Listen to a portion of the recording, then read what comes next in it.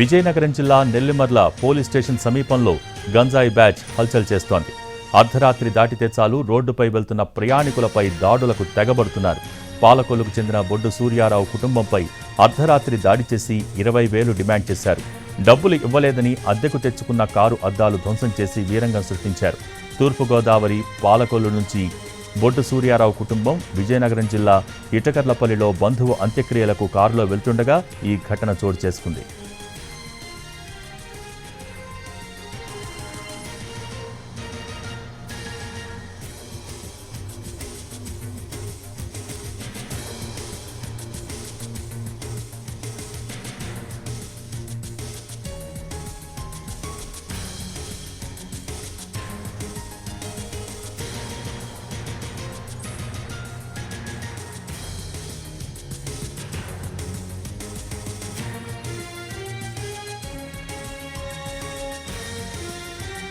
దారంటే మేము పాలకొల్లు నుంచి వస్తున్నామండి.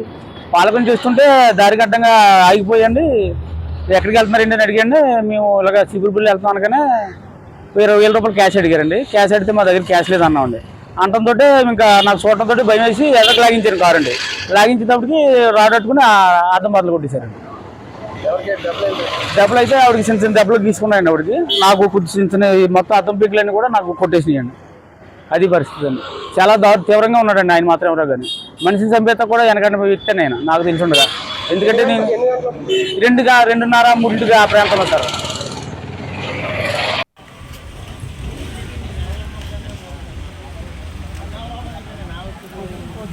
ఏ ఊరండి మీది?